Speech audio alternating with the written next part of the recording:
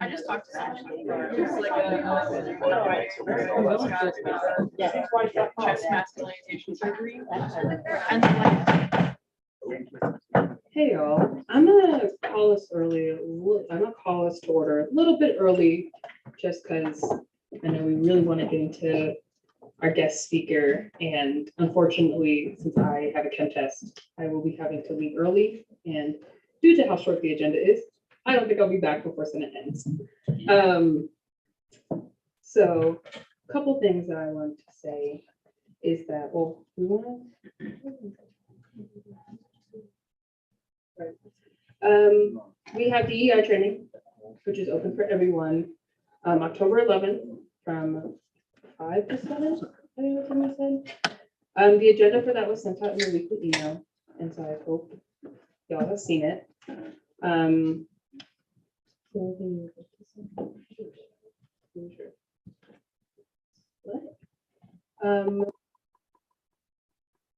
glad to have everyone here, and I think our mic is set up soon. Pretty soon. Yeah, let me switch it. I'm calling to order the 6th session of the 53rd Senate.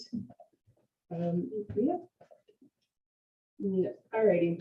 I will let Nick introduce our guest speaker for us, since we are going to be moving up to the top due to her not having a lot of time to spend with us today.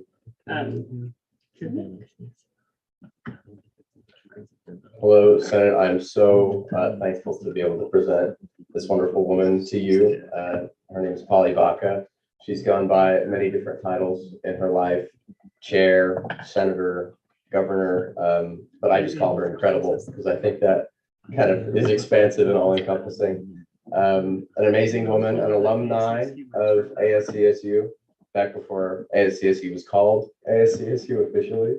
And just a woman who's led an incredible life of public service.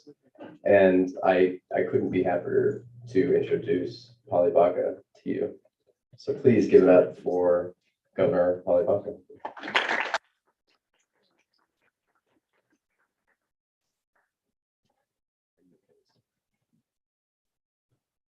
Thank you, Nick. And I'm so excited to be here with all of you because, my goodness, this campus has grown since I was here. I'll bet nobody can guess how long it's been since I was here on campus.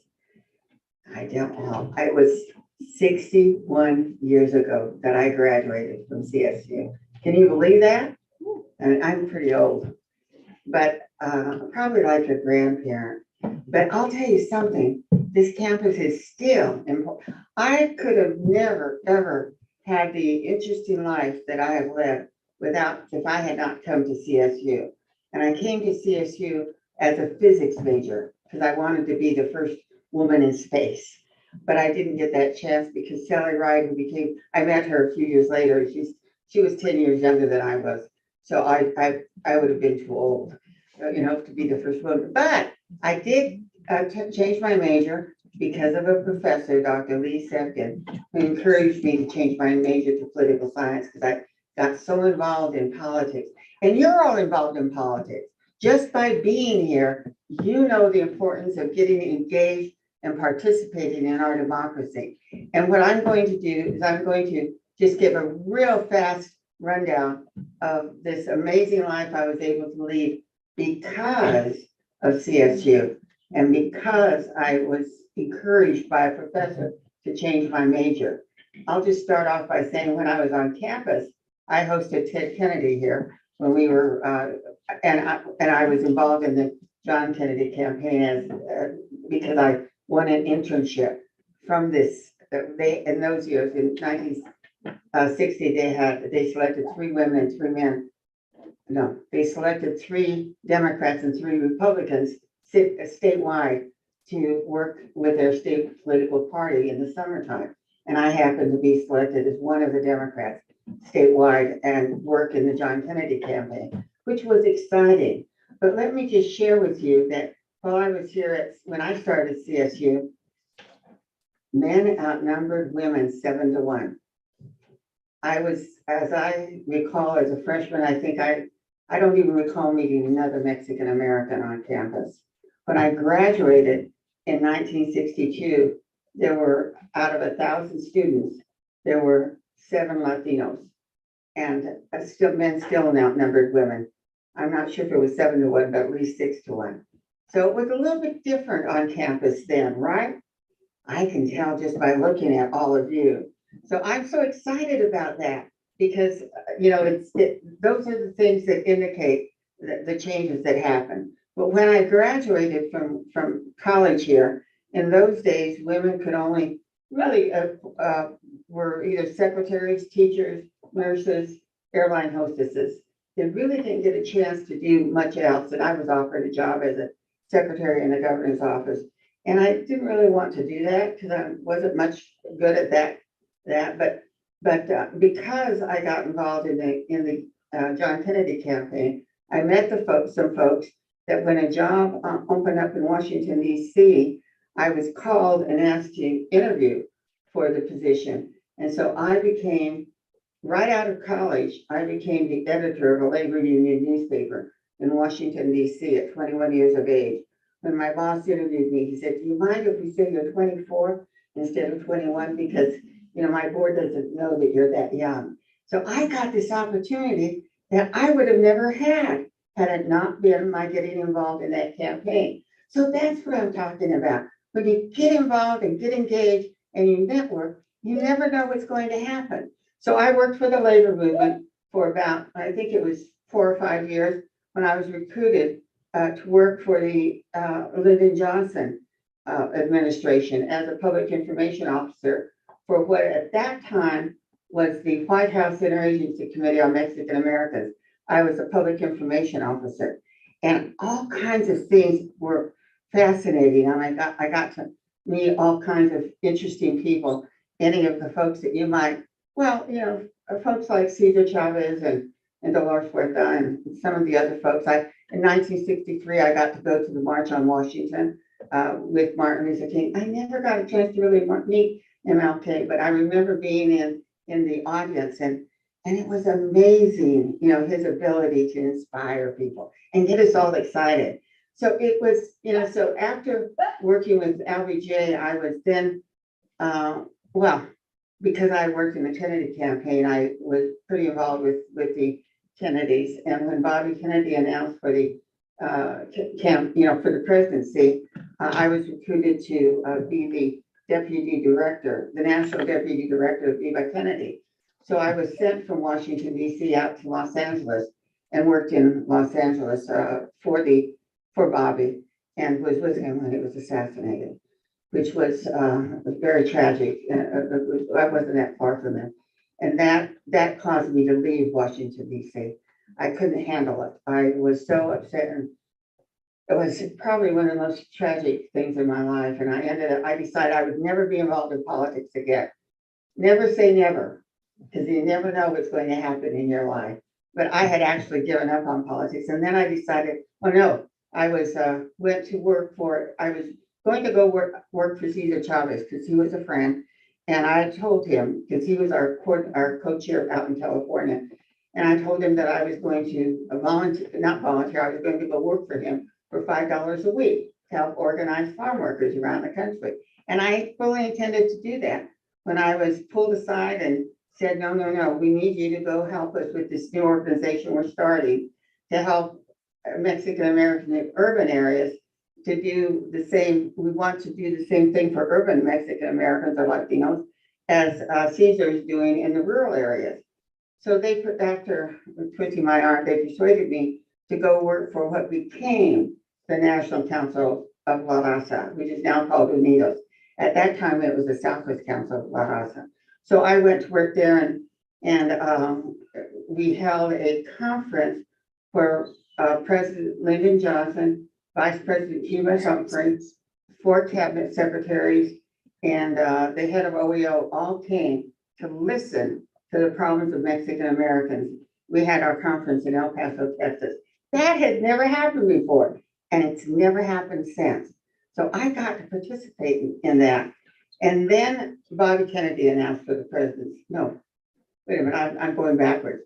Okay, I was with Southwest Council of La Raza.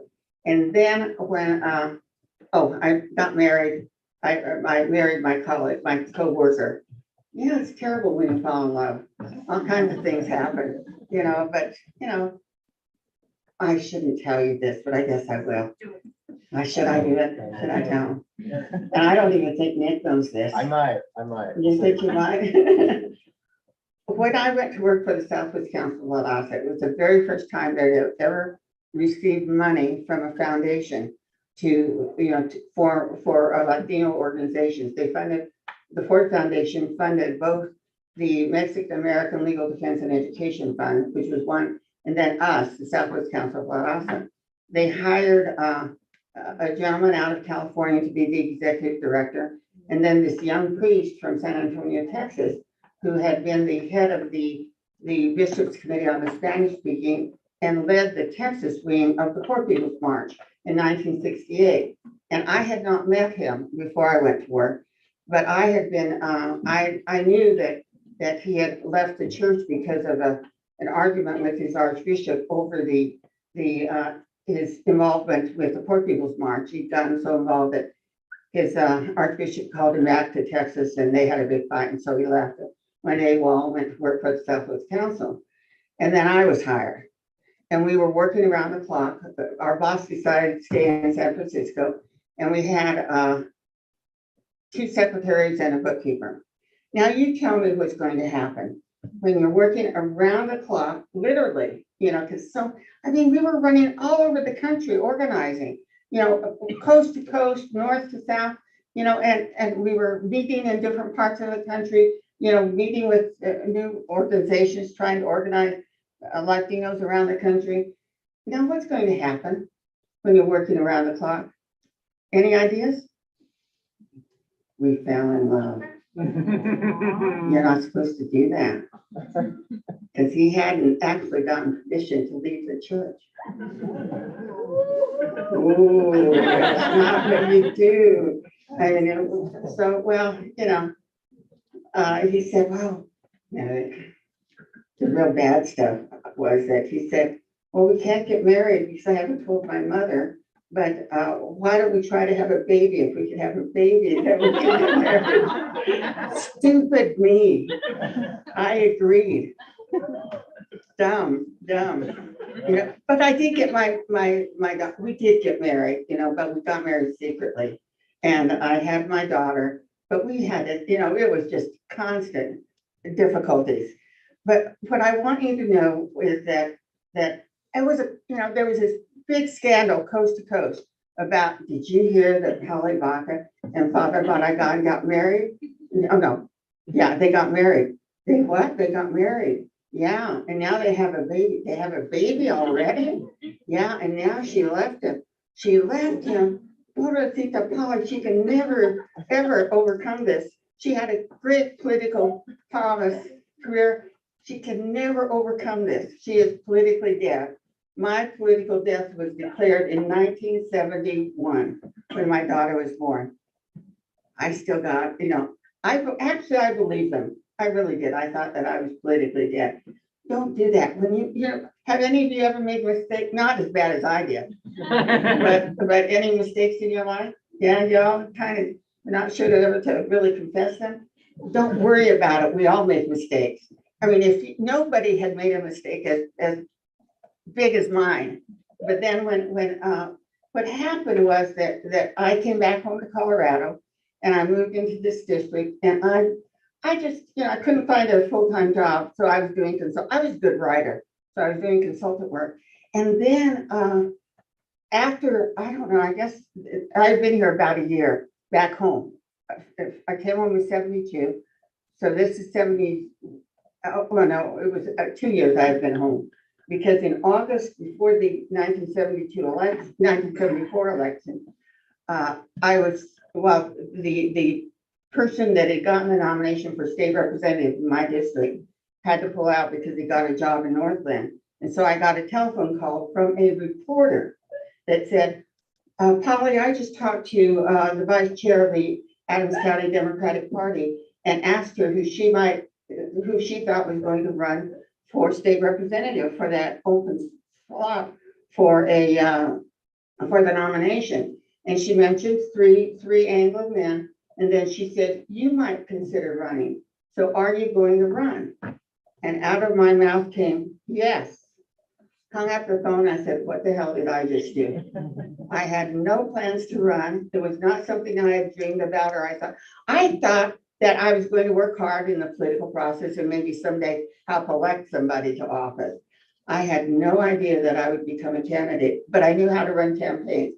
The reason I'm sharing this story is that it's really important to not be afraid, to go ahead and just do whatever comes to you in life, because, even before I ran for office, I got to participate in the 1963 March on Washington with Martin Luther King.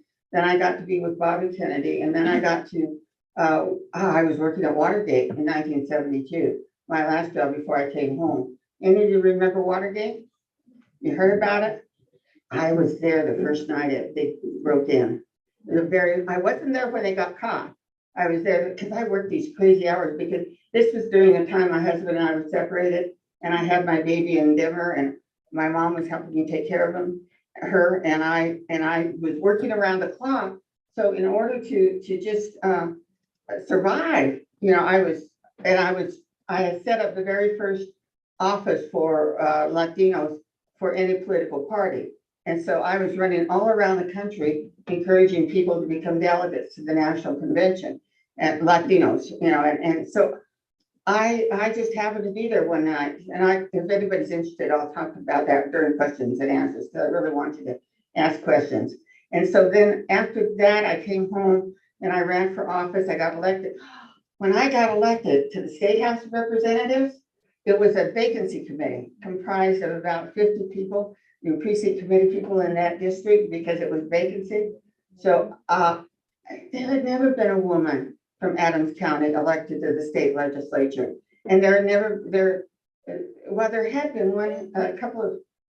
been one Hispanic woman elected, but at the time there was an African-American woman in the state legislature, and that was all. There were I think there were 5 women in the state legislature, and that was about it. So I was not particularly the kind of person you would expect to run for office and get elected, much less get elected. But I just worked circles. I knew how to run an office. I worked circles around, my competitors. I had one gentleman by the name of George Tutulio. When I called him and asked him if I could come talk to him about my campaign, I'd already sent out a letter to everybody telling him about my credentials. And I said, may I come talk to you about my campaign for a state representative? And he said, Polly, I'm not going to vote for you, so there's no reason for you to come. And I said, well, may I ask why? And he said, yeah, I don't believe women should serve in the state legislature. I appreciated his honesty, because I never spent any more time on it. But 4 years later, when I ran for the state senate, he was a big supporter of mine, because what I learned was that even if folks don't support you the first time and you get elected, you always go out to the folks that didn't support you and try to develop a relationship. And lo and behold, sometimes they come around and support you. You never know. So at any rate, also when I was running, there was this other gentleman by the name of Bill Kennedy who lived in a mobile home, and his precinct committee woman was a good friend of mine. And they were very concerned about problems mobile homeowners were having. And he said, when I got to his door, he said, are you one of those La Raza Unida, Porky Gonzalez people? And I said, well, Porky's a good friend of mine, but I'm a Democrat. In those years, La Raza Unida was a political party. And I said, but I'm a Democrat. I've always been a Democrat. I'm not, that's my political party. So he invited me in, we talked. The night of the election, I was the only one of the candidates, 2 men and me, that had a solution to mobile homes. That night, I won the nomination by 1 vote. By 1 vote. And that's how it all started. So I got the nomination, then I won the election by 62%. And then several years later, I got elected state senate. And then I worked for 3 presidents. I was with Jimmy Carter when he had I went out to Camp David for the signing of the peace treaty between Israel and Egypt. I was invited to the White House to dinner for that. Now, I went to the Camp David when he was having all kinds of problems with domestic problems that he wanted, so I invited people. I just happened to be the person selected because I was the only Latina in the whole country that was in State House at the time. And that, anyhow, I should stop talking and let you ask questions about what you might want to know more about. Before we get into that, can we just do a show of hands if you're from an SDPS office? Oh. This woman I is haven't partially responsible for cultural centers existing. I was really committed to that. So there was nothing there on campus for me, but what I got involved with was knowing that it was so important for while you're on campus to be able to talk to people and feel welcomed by people from your own group. However, and so I really worked, I talked to folks and I was in the state legislature, I think, at the time, and had come up to campus to give a few. I was always invited back to campus to give a few speeches, and I was sharing my thoughts about the importance of having a welcoming, some sort of welcoming operation or entity, organization for students from different backgrounds that might feel like I did when I got on campus. Who do I talk to? Will anybody ever be my friend? Who do I know? And there weren't anybody like me, and so I understood how sometimes it felt. And that's why I encouraged the development of centers that would allow people to feel more welcome. However, what I also believe is that it's so good to be involved with your own group, whatever that group is, but then you have to grow beyond that and get involved like something like this, where you meet people who are not from your own group, because you don't want to just be leaders of your own group. You want to be leaders of people. So in order to be leaders of people, you have to spread your wings and get that, courage to go beyond your own group and pull your own group up at the same time as you explore and make relationships with people from other organizations and other groups. Because it's so important that we learn about each other, and that I don't understand why people don't want to learn about each other and about each other's organizations and people from different backgrounds, that come up, and also the other thing I want to really emphasize is that I don't care what group you belong to or what entity you're a part of, you're not all alike. You're not all alike. There is as great a diversity within each group as there is between the groups. I always talk about my own family. My sister and I were complete opposites, and yet she was my cultural group.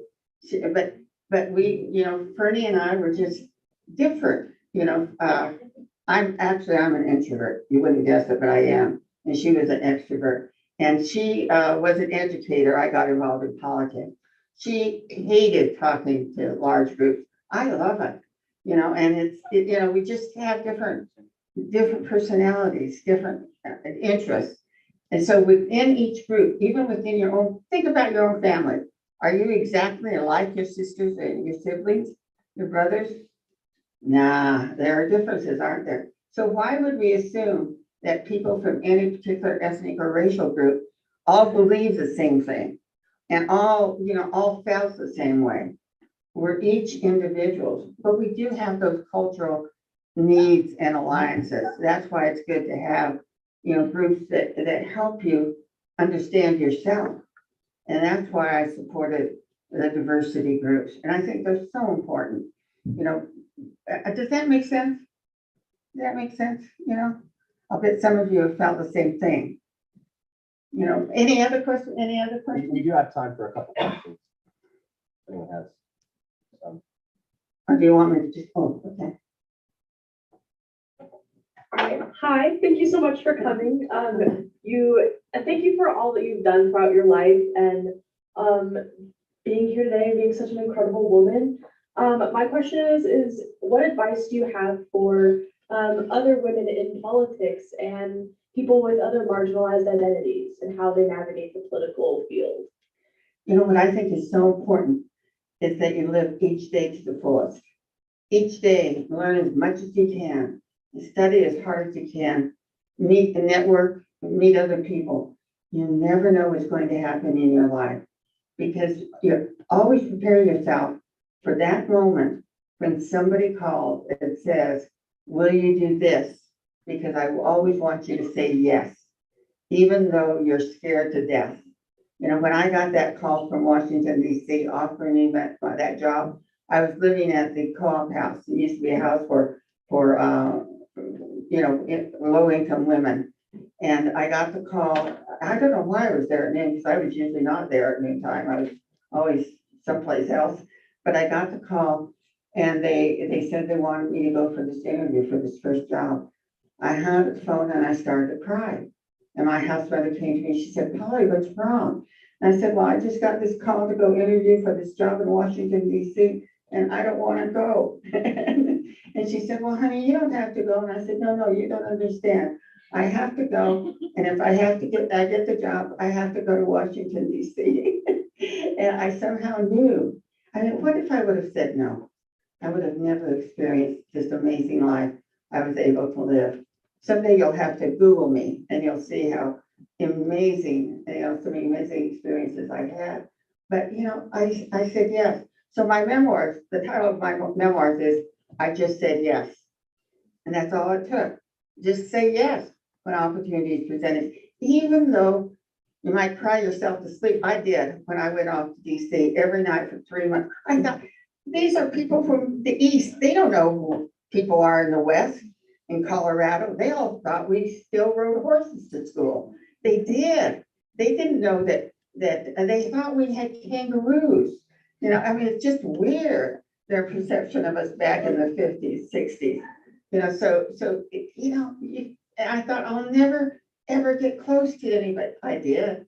I made some incredible friends that are friends to this day because I met people they might have been from different backgrounds, different places, but you can still find those things you hold in common.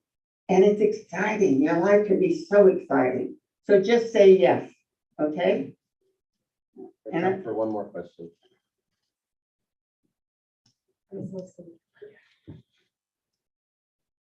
Hi, ma'am. How are you? Fine, thank you. Thank you. Hi, my name is Mitchell Burke. It has been a joy to hear you speak with us today. You are a phenomenal person and you've done a lot in a lot of spaces. So it is a pleasure to have you here. I wanted to ask you if there are any projects around Colorado or movements that you feel particularly connected to that we as students should be looking out for to help lend support or volunteer our time, because you seem to have a very good compass for stuff. And I think it'd be great to work on anything that you think is probably something we should be looking out for. I am so worried about our democracy. That is my biggest cause right now. It is so critical for people to get involved in our political process. It doesn't matter which political party.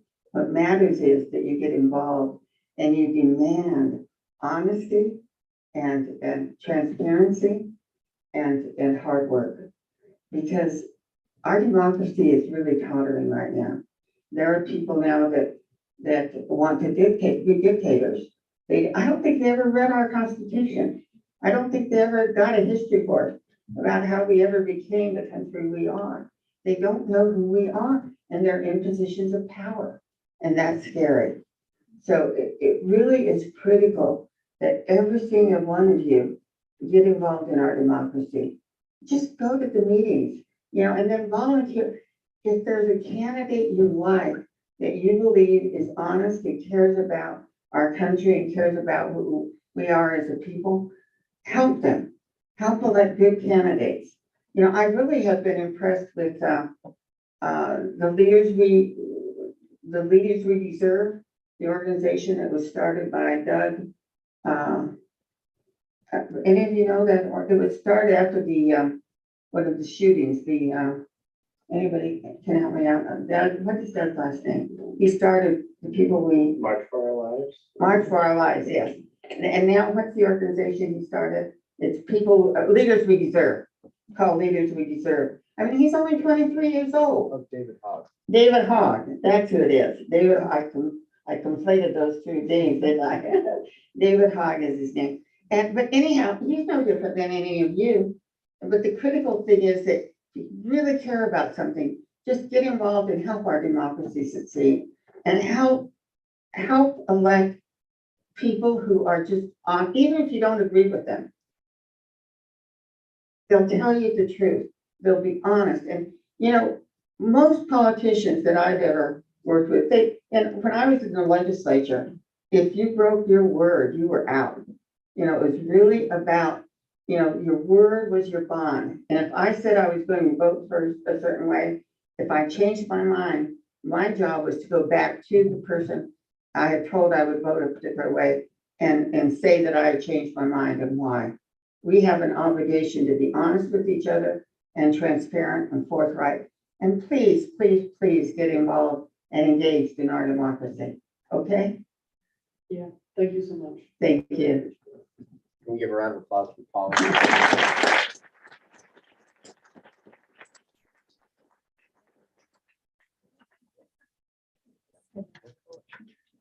Thank you all. Thank you for the invitation to be here. I have to get back. We have to select the president of CSU Pueblo. Or else I wouldn't go. Everybody, thank you.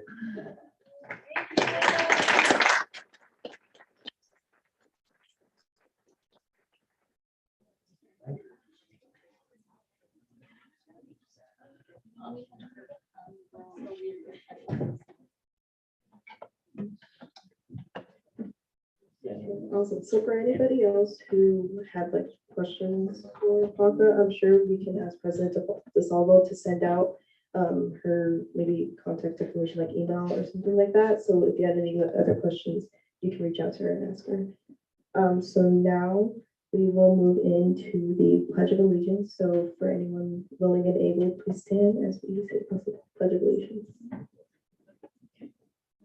I To the flag of the United States of America and to the republic for which it stands, one nation, under God, indivisible, with liberty and justice for all.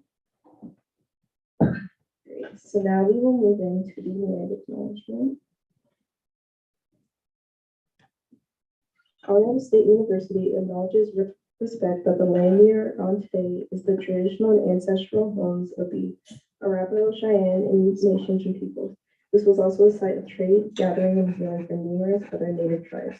We recognize the indigenous peoples are original stewards of this land and all the relatives within it, as these words of acknowledgement are spoken and heard, that ties nations have to their traditional homelands are renewed and reaffirmed.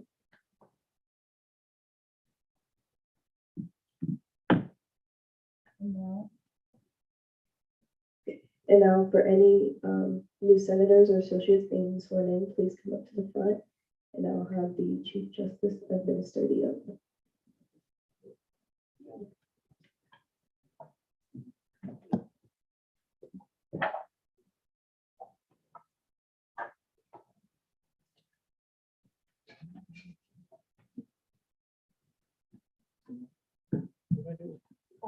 You just speak after me. Okay. Sure, between the two of you. Yeah, the two of you. So, comfortable, okay, so raise your right hand. And I, say your name. I, Max. Yeah. I, Chris.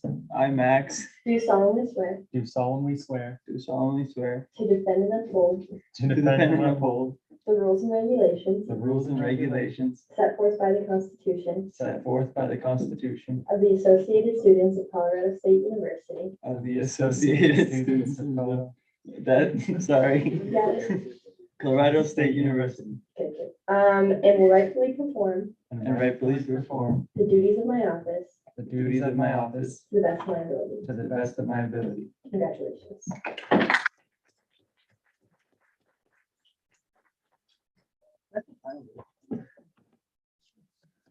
So now we will move into beginning roll call. Our clerk isn't here, so I will be calling the roll. So Senator Bukhari,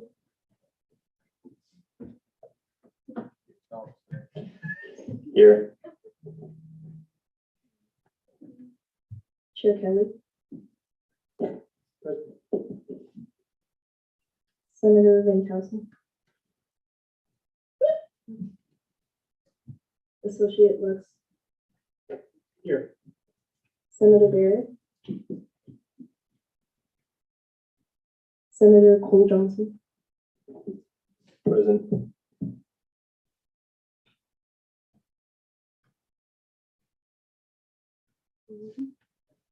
Senator Winston. Present. Senator Tweed. Present. Senator Ap. Here. Senator Wilson. Here. Chair Osland. Here. Chairman Monty. Here. Senator Burke. Here. Senator Hill. Here. Present. Senator Soni.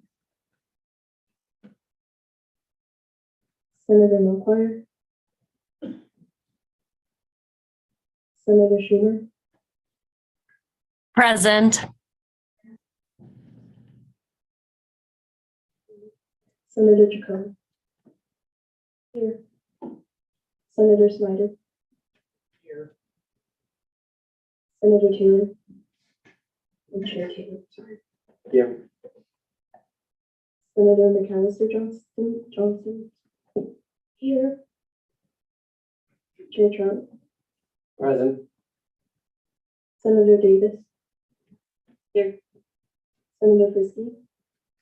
Here. Senator Levy. Here.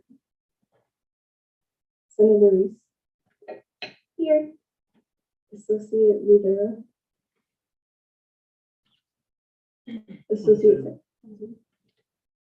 Associate Salazar. Here. Senator Barron. Here. Associate Camber. Present. Senator Lizard. Yes, I'm still here.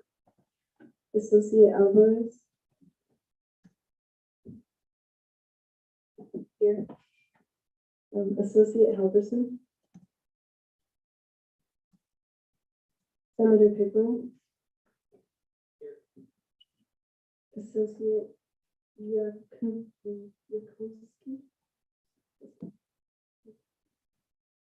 Senator Buckner. Senator Lancey. Here. Associate Ozora. Here.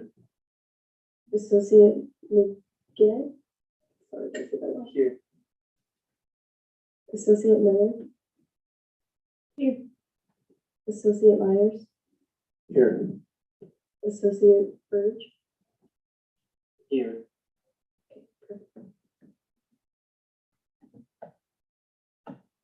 Okay, so now we will move into consent agenda. Is there any dissent to the agenda? Seeing none, we will move into gallery input. Is there anyone from the gallery who would like to speak?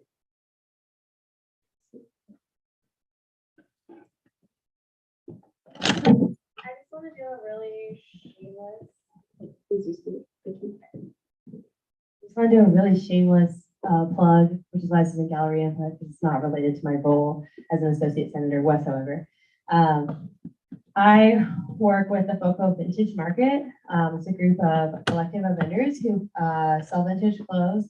The idea of sustainability in mind to keep things out of landfills, as we know the textile industry is one of the most harmful to the environment.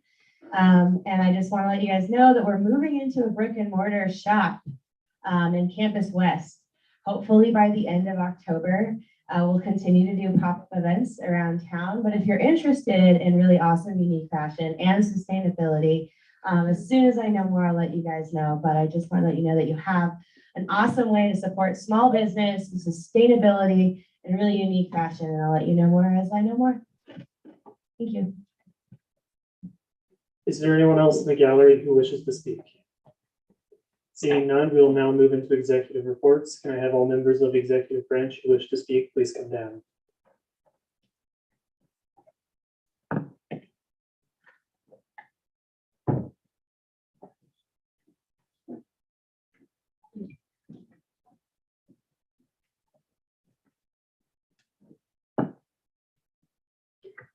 Good evening, everyone. For those of you who haven't seen me before, those who have, my name is Ayla Sarwat. I am the Deputy Chief of Staff, and I just wanted to see everyone again tonight. And I also wanted to say that within ASCSU, you all, including senators, have access to the benefits we get from the Rocky Mountain Student Media Corporation. So if you all have any ads or like articles you would like to write or have written about any projects or like prerogatives you all are endeavoring in, yeah, you can always reach out to me, find me in the office, and have it for the rest of y'all's time.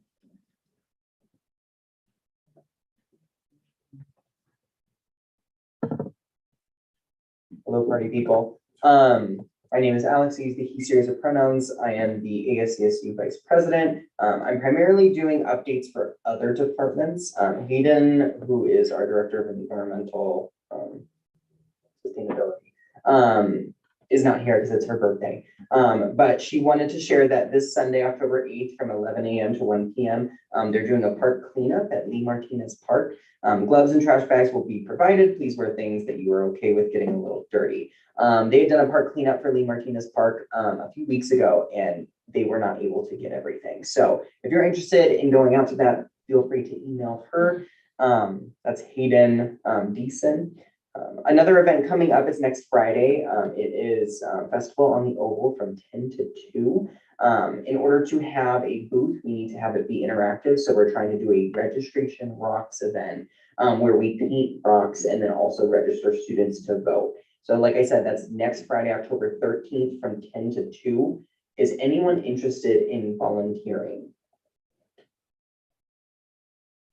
You're already signed up. Point of information, the School of Social Work is going to be on the Oval registering people to vote already. They're partnering with the League of Women Voters who had reached out to ASCSU first, but got no response. So just a heads up, that's kind of already happening. Okay, it's a very last minute thing. So we're trying to figure out if it'll work by Friday. So I'll connect with you. Maybe we can partner and do rocks too, maybe. I don't know. I'll connect with you. But regardless, is anyone interested in volunteering and has an hour or two? Point of personal privilege, is this event going to be accessible? This is on the Oval, and so there's grass all around. We're not responsible for like the event itself, or setting up the event, but it is on the Oval, so it might be difficult for individuals with wheelchairs to roll on the grass depending on their specific device. Thank you, of course. Sorry, what time? It's from 10 to 2, so any free hour you have. Then sure, I'll Okay, and what's your name? Max, like. Anyone else? I think I will be engaging in said event that I just mentioned from 3 to 4:30, but I think I could probably do noon to 2. Anyone else? I'd also love to help. My name is Brooke Reese. If anyone has any recommendations on how to better organize signups, we have a sign up genius for ASCSU. It is not being filled up in the way that we'd like to see. So if anyone has any recommendations, please reach out to me or relay that information to the front desk and they can get that to me as well. We have a lot of things coming up, a lot of registration events that we're wanting to plan. We just need volunteers. And like Polly Baca said, the best way to get involved is to get involved and help other people get involved in politics. And the first step normally is registering to vote. And so just something to consider. And then lastly, I wanted to provide a quick update about SFRB. I want to make this as like transparent as possible because we're dealing with over $60 million in fees. We had our first official fall visit day this Monday with the Slice office. They did a fantastic job showing us there are 3 different spaces. If you don't know, the food pantry is under the jurisdiction of Slice in addition to the student organization center, which is downstairs. They have a lot of arts and crafts stuff. So if you are planning projects via ASCSU and want to make posters or anything like that, I know a lot of other individuals are also involved in different organizations across campus. That is a space for you. Ollie can answer any questions you have in the back, but they have a ton of resources.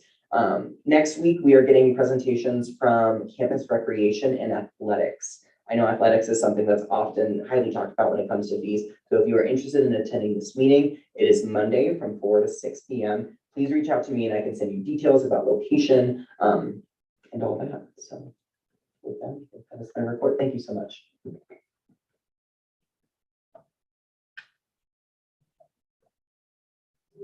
Hello, everyone. My name is Evan Wells. I'm the Deputy Director of Homeland Security, and our department, the Department of State and Local Policy, have been doing a lot of things, so I have to go through all of them. The first thing that I want to talk about is how ASCSU, we're doing a roundtable with 23 elected officials, where basically students will be able to interact with elected officials from the state level, local level, and the county level. We have all the city council, or wait, what event is. So wait, yeah, we have all the city councilors are going to be at this event. We have multiple state reps at this event, including our own representatives, and 3 from the Joint Budgetary Committee. If you don't know what a Joint Budgetary Committee is, it's basically the committee at the General Assembly that makes the Colorado budget. They're very influential people. We also are going to have all the county commissioners there. So again, very important, really good people to talk to on the local level, on state and local. And also we're going to actually have some aides from our senators and representatives. So it's a really good event. I strongly encourage you all to attend it. Michael's passing it out. And so the details of this event are, it's on October 23rd. That's a Monday. And it's from 5:30 to 7. I strongly encourage you all to go to it. It can be a great event. I think you'll enjoy it. Also, if any friends who want to talk to a local official, please let them know about this event and have them sign up too, because again, a great opportunity, and I think you'll be able to talk to great people. The next thing I want to talk about is LSAB. That's Legislative Strategic Advisory Board. The main thing we do with that board is, yeah, that's the reason why we got lobbyists. And they basically, we help enact policy on the General Assembly level. And next week, which is going to be next week on Tuesday, October 10th from 1 to 2, and that's Tuesday, we're going to have a representative from our area, which is Representative Baysnecker. And he's going to be here, and he's going to probably talk about the bills he's thinking about running and ask you if you have any bill ideas, and then you might talk to other people he knows. Like if you want to talk more about bills that are going to be on the General Assembly, which is Colorado government, state government, I strongly encourage you to attend that event because you're going to talk to Baysnecker, and he's a great person. And I think it'll be a good way for you to learn more. And him and the lobbyists are going to be basically the 3 people we are going to talk the most with when we do stuff at the Capitol next year. And they'll be interns, and they'll probably help us a little bit as well. But they'll be busy, so probably not too much. And the third thing I want to talk about is this on my job. And so, as I've said before, I'm the Housing Security Director, Deputy Director. And so what I do is, the main goal with housing security obviously is U+2. So in the past month and a half, I've been doing a lot of work on U+2. So I'm going to quickly tell you all the work that I have done. So in the last month, we have met with every single city councilor, and we met with the mayor. They were all great meetings. They're all wonderful people. I really enjoyed talking to all of them. Also did it all with Michael. It was great. And in those meetings that we plan on having, in those meetings, we talked to them about many things. We want to get to know them, see what they're interested in, and of course, we did bring up U+2 with every single one. And I do think that at least me+3 will get enacted. Again, 2 of the people that I was talking to, they very much seemed like they're just trying to make me like them more. But I do think that at least 5 people, they want me+3 or more. So I am very confident that by the end of June, at least me+3 will be the new ordinance. So I'm really happy about that. However, there is more work to do, and that's what we'll be doing. And with that, I've decided to better understand how U+2 is enacted. I'll be meeting with the person who actually enforces U+2. Her name, and it's a whole department. It's called the Code Compliance Inspector. I will be meeting with them next week just to understand better how U+2 is enforced. I think that'll be really good just to understand like the process they go through. Because I feel like if we understand the process, we might be able to do a better job getting rid of U+2, because if it's compliance or anything, be like, oh, we can keep it in compliance, just make it so it's a higher I have a Um, point occupancy. of clarification on that. Yes, Is that, when and where is this meeting taking place? this will be a private meeting just because of previous things have been, it's not gonna be. The next meeting we have will be public, but not this one. I look forward to hearing about how that went. Definitely. And you'll just be, yeah, everyone understand. And this because it was very quick and just wants to get to know more people. This one will be proud, however, I'll happily invite people. And I want to double check with her for, because again, it's not because I don't want you all to come, it's because I've just literally, I did this last week. I want us to walk to office and like instantly meet her. And that's what must prefer. I meet her first. I get to know her, because I don't think anyone at ASCSU has actually had a meeting before with her. And then after that meeting, then I will invite senators and people executives to come to those meetings as well. And the other thing that I'm doing is, as I said before, after that resolution that was passed in early September by the city council, they were like, okay, the city now is gonna work on occupancy. And there are two main people that are doing that. And I will also be meeting with them next week as well. This meeting is, because it's gonna be all still formal, this meeting is open to senators, I feel, because we won't be talking about how, we will talk about how bad Eagles 2 is. We'll be talking about what we're gonna be doing to collect data. So if you all do want to meet with these people, please reach out to me and I'll happily see if you all can come to this meeting. So you all definitely can attend that meeting. That meeting, I believe, is on Tuesday from 2 to 3 or no, 4 to 5, I'm pretty sure, not Tuesday, Thursday. But I wrote them down. I did not, but yeah, if you're interested in that meeting, just let me know and I'll tell you the date. I think that meeting is gonna be really important because it has seemed like the city is very interested in working with us on game review 2, or at least collecting data. So this meeting is gonna be very important, and it'll be showing what the next steps are to get rid of U+2 or to at least change items to limit. So it's way better. And the third thing I want to say is that as I've had previous,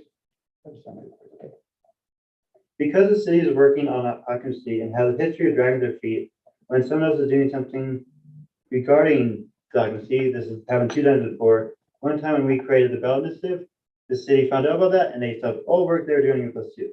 Second time this happened is when they were aware that their fools put in a housing bill. Once they found that out, they did nothing about U+2.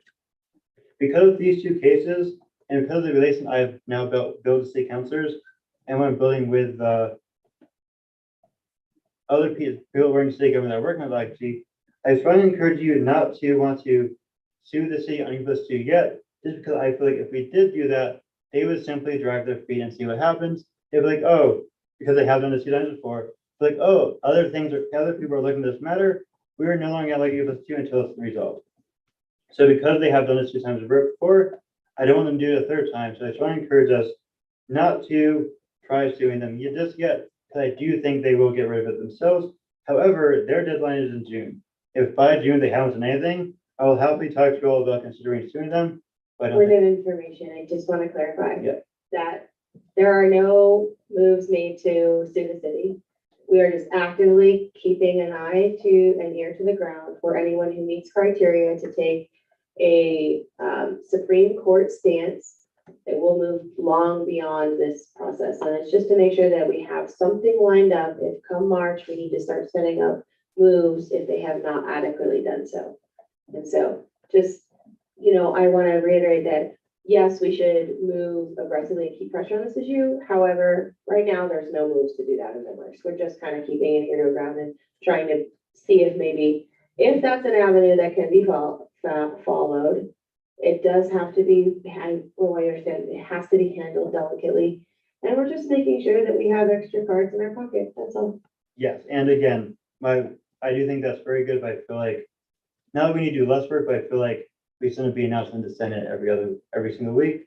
And again, this wasn't directed at one person, it's overall, because I think when people here before, they've now been considering. So I'm more saying, I do not want that to be the first option, so I am agreeing with you. Associate Senator, I just think basically reminding you all, other senators, that that's not gonna be our main thing. Our main thing is working with them. But again, if this does fail, I will happily be working with you all and EMB on suing them or finding something else to do it. But that will not be the first course of action. And it looks like I have said everything. Again, I am in office almost all the time, same as Michael. If you have any questions, please let me know, and I hope you have a great rest of your night. Point of clarification, where will the roundtable be held? It will be in the Never No Summer Ballroom, so it's gonna be in Dallas. And it's a newer ballroom, so should be accessible to everyone, because there should be an elevator working to get to that level.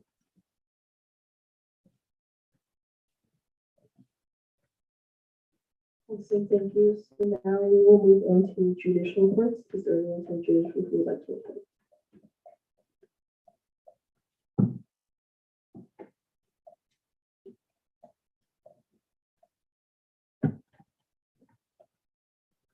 Hello, sorry for not being in business casual, just starting off, I can end my day very poorly. And then nothing else really to report other than elections manager is like this close to being hired, so keep a lookout, gonna have another super swag person in the office, it's gonna be great. But yeah, that's all I got. Thank you, so now we'll move into legislative reports. So you have anything?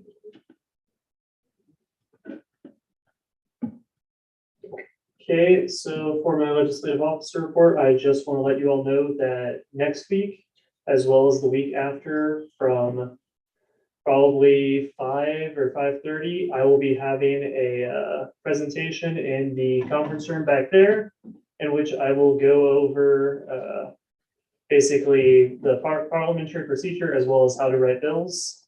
So if anyone wants to attend, feel free to do so. I'll try to have the Zoom set up, and I'll also be sending in that presentation along with my speaker's notes in advance in the weekly email. That's all. Oh, hello. Next week, we will just kind of be going over just kind of updates with where the caucus is. If my schedule is correct, which honestly at this point in the year, who flipping knows? I won't be there for the first 30 minutes, give or take. So my incredible vice chair will be taking over in that capacity, but I'll always be a text message away. But it's a pretty not super planned out meeting. I think we've got most of the logistics figured out. So if folks are interested, Mondays 4 to 5. Additionally, something that I'm hoping to do is to set up meetings or trainings or some type of thing for accessibility within the space, just so everybody is on the same page on that. I'm working with a couple folks on that, and I will get back to y'all when I have more information. So with that, I yield.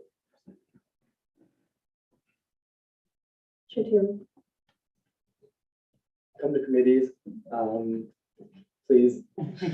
We talked in committee this week a little bit about moving the time the committee is held, but we will not be doing that yet, so it will still be Tuesday at 12:30. So we can talk about that some in the next meeting that we have, but it'll still be the same time it always has been, so please come to committee. I yield. Real quick, forgot to say this, if you don't go to committee this week, you will be receiving your first strike if you have not gone to any committees, because it's week 7. Chairperson. All right, hi. The Women's Caucus is starting on Monday, 5:30 to 6:30.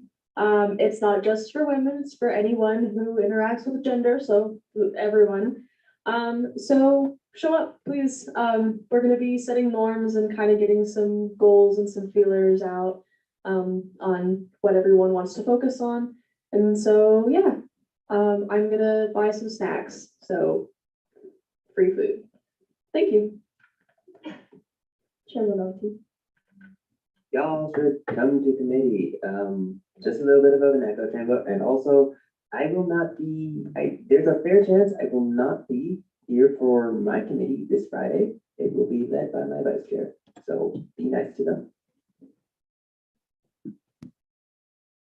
Okay, and then are there any senators or associates who would like to share? Senator Wilson.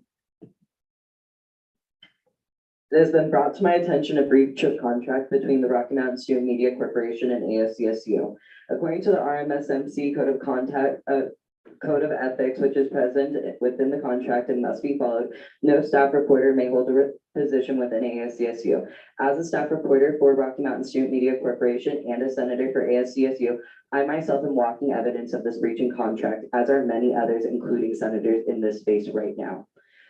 This is not the only breach of contract that Rocky Mountain Student Media Corporation has committed. This also includes their cannabis desk.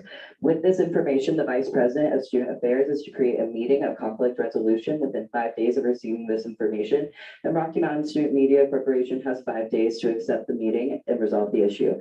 If this is not completed within the next 10 business days, I urge ASCSU to unite to terminate for breach of contract between the two organizations. I'm sorry, but it is not germane to suggest terminating this contract. One of the main rules of Senate is to uphold the contractual power of the executive branch. Any discussion on termination of the contract should be directed to the executive branch. Thank you.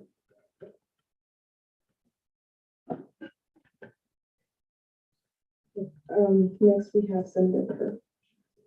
Hi, I am a senior for the Pride Resource Center, and since it is LGBTQIA History Month this October, I want to talk a little bit about the events we have lined up. Specifically the ones happening within this next week between our next Senate session, just to give a brief overview of stuff we got going on. So we had an event today. It was a Queer Connections event to talk about the roots of our history. Tomorrow we have drag bingo and trivia down in Ramskeller. That's going to be very fun. One of our lovely senators is actually going to be performing, so great to come out and support them. It's going to be really good. We also have an event on Friday for Queer Connections. We also have an event on Monday, as well as another event on Wednesday of next week. So if you want to find more information about any of our events, you can find them on our website, prideresourcecenter.colostate.edu. We have a big list of them. We also have a little tab that kind of says all our events for this month. We had a lot of stuff going on. I'd really like to see a lot of you guys there out supporting, doing good work. But yeah, I wanted to bring that to you guys' attention and y'all's attention, sorry. And thank you for being allies in space. Yeah, I yield the rest of my time. Chair Kelly. College of Natural Sciences has 6 more senator seats open, so if you're interested, that's biology, chemistry, biochemistry, math, statistics, computer sciences. I'm missing one, I think. But yeah, that kind of stuff. So yeah, talk to me if you're interested. Chair Christie. Hi, me again. This time I'm talking from the Women Gender and Advocacy Center. So this month is Relationship Violence Awareness Month, and there are a lot of events going on, also with other SDPS offices. And so we're going to be on the plaza on next Tuesday, and there's all sorts of things like the Survivor Speakers Bureau, and then there's the Science of Regulation, then Unmasked series, Cards for Masculinity. All of this stuff is going to be on the WGAC Instagram. And we also, October 26th is Barbie World Trivia and Costume Contest with the Red Whistle Brigade at Ramskeller. So that's super fun, and it's a super important month. So just come and show up. You know, stop by Pride's events and then stop by the WGACs. And also wear purple for relationship awareness. On October 19th, we will be giving out purple ribbons. So thank you. Senator Winston. Okay, so recognizing like I am a senator for the College of Natural Resources, I also work in the Black/African American Cultural Center. I just wanted to bring awareness to the fact that in conjunction with LGBTQ+ History Month is also Hoodoo Heritage Month, and I just kind of wanted to like encourage everyone that like if you hear the word hoodoo and you think like and like your brain starts to go like anywhere cringe, to kind of do some research, connect with myself. But also the back office is going to be putting on a couple of events, including a real talk where we are diving into African-based spiritualities, as well as just having some regular in-office discussions. And so I'd really like to see some familiar faces in there. That's it. Thank you. Associate Kemper.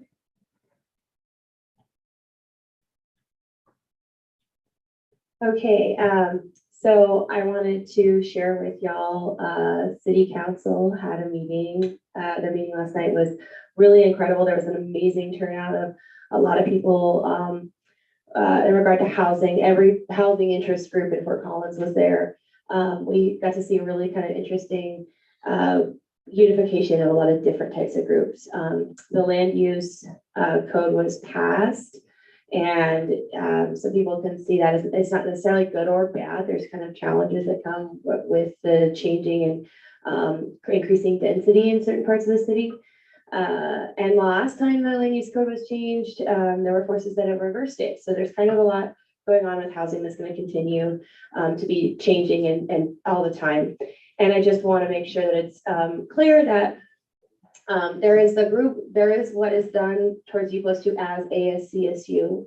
There is also a group that came from the subcommittee that was created last year that is now involving other housing interest groups. That's now called the Responsible Occupancy Collaborative. That includes EMB, Strong Towns, community members, and it just so happens to have members of ASCSU in it as well.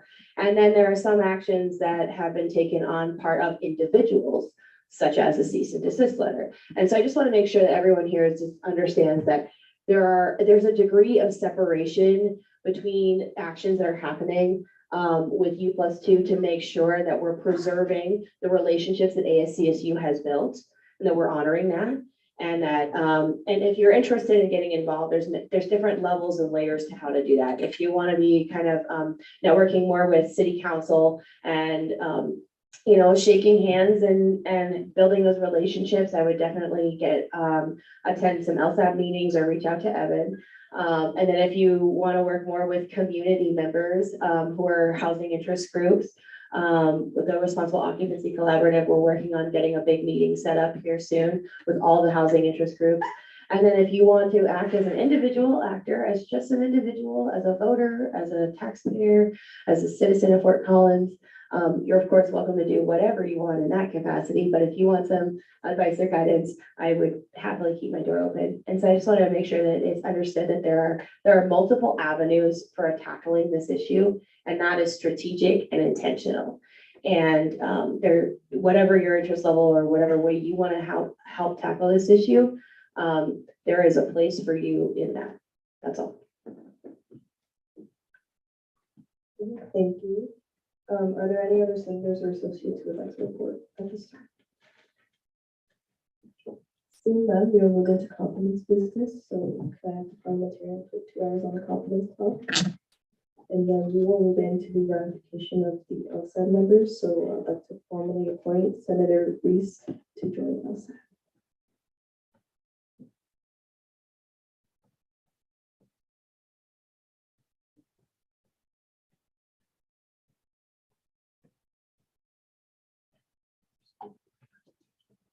So let me do a quick intro presentation. Hi, my name is Brooklyn Reese. I'm senator for the College of Veterinary Medicine and Biomedical Sciences, or one of them.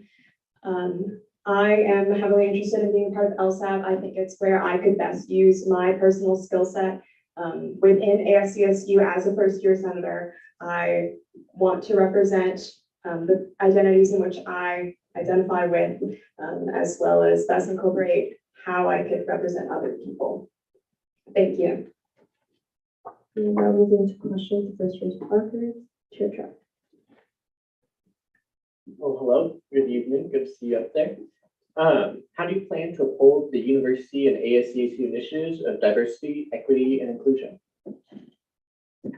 I have a lot of experience with DEI. I am involved with a lot of scouting things. I work with DEI stuff on a national level. So I plan on keeping a similar system.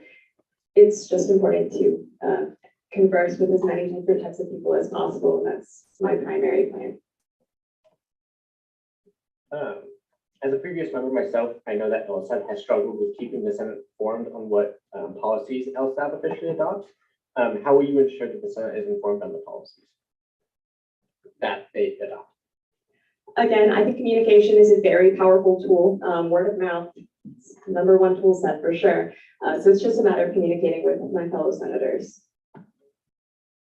And speaking of policies, what are some policy issues that you specifically would like LSAB to review throughout this semester, and then when the legislature goes into session next semester? I don't have a specific answer on that at this time, but I'm very much looking forward to getting one. And lastly, with the passage of the lobbying bill, it will be your job as well as LSAB's job to ensure there's oversight over the lobbyists. How do you plan to do this as well as keeping, again, the Senate informed on what the lobbyist is doing? I know the lobbyist kind of well, she's one of my professors. But I plan on, again, it's all about communication, having that communication with both Jennifer and again, with my fellow senators as well as our legislative little peoples. It's just what's gonna make that happen. Okay, awesome. Thank you for answering my questions. I know. Are there any other questions? Seeing none, we will move into discussion and debate. So I'll just step up.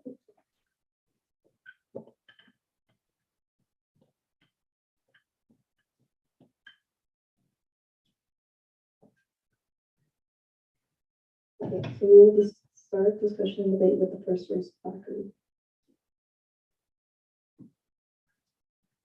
Chairman Monty.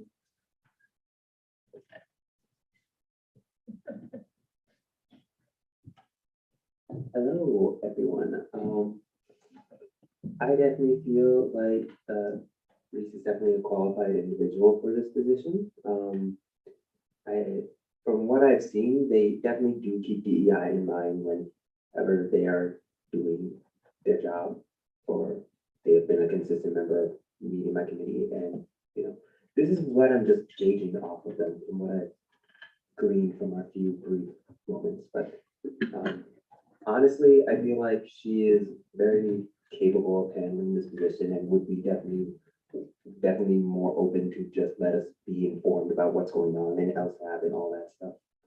So yeah. Senator Hill. Based on what her response, that should be good qualification. I like how she was direct in responses, straight to the point, and answered everything with ease. So I feel like she would be very great in that position. So I would urge a vote yes.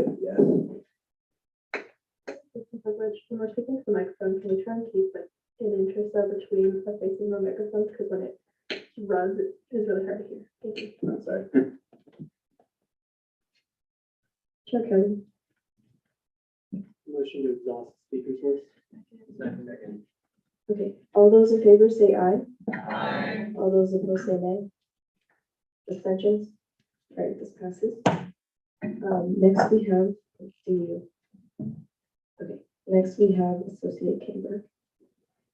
I don't want to discourage anyone who wants to be a part of legislative strategy. And with that, I yield. Chair Osborne. Motion previous question. Second. All those in favor say aye.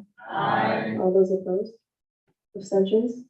Okay, so now we will move into a period of voting. I So motion to approve this candidate with unanimous consent.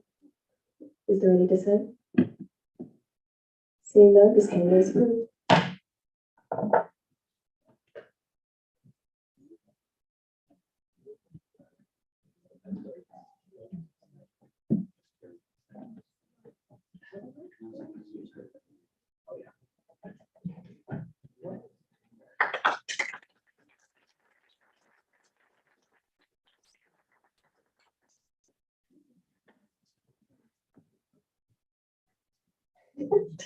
I state your name.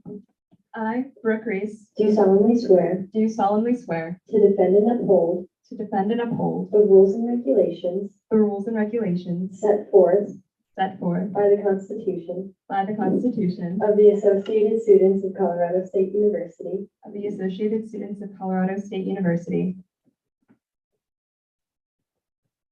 Yeah, and will rightfully perform And will rightfully perform the duties of my office the duties of my office to the best of my ability. to the best of my ability. Congratulations.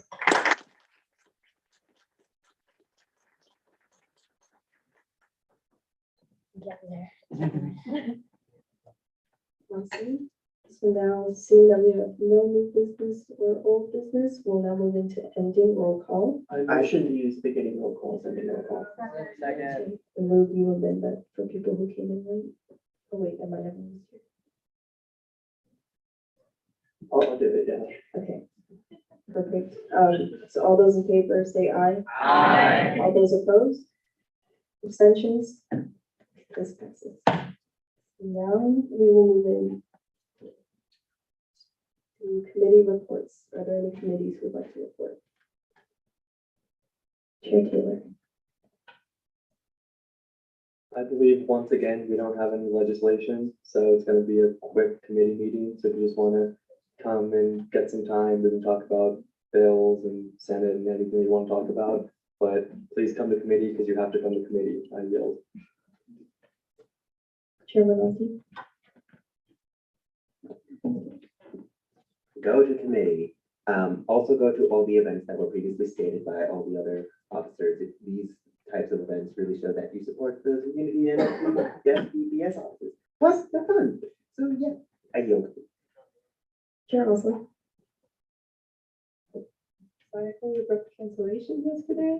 I was not feeling well. I promise I'll try not to do it again. I can't really actually promise that, but committee meets 11 to 12 Tuesdays. And currently, since we have passed the lobbyist bill, we have about $90,000 within our Senate discretionary fund balance. This $90,000 can be allocated using bills that are presented to the Senate. Please email me with any questions, or if you want help, or if you want any general information, just reach out. Thank you. Are there any other committee chairs who would like to report? Chair Kelly. Committee's 12 to 1. I literally don't have anything like everyone else. Stop in for 5 minutes. That's probably how long it'll last, and you'll get your hour for the week. Thank you. Okay, now we will we'll move into caucus reports. Are there any caucus who would like to report? Chair Trump. Again, from the caucus, we went over flyers last week. I think I talked about that already, but like stretching that out of like, once we have flyers, like physically, we would love if folks would distribute those. Only kind of caucus related. I should have made this earlier, but I definitely didn't, and I apologize for that. I am definitely working on a handful of bills, committees. You'll have something to do soon, I promise, on a wide of different range of things. But if you're looking for any assistance on bill writing or like just what ASCSU can do in terms of bills, because there's a lot of ideas that a lot of folks have that we might not be able to touch specifically, but like we can work on that. Let me know. I will happily help the folks on that, but go to committee, please, or you'll get in trouble, and come to caucus, or else I'll be very sad. That's all.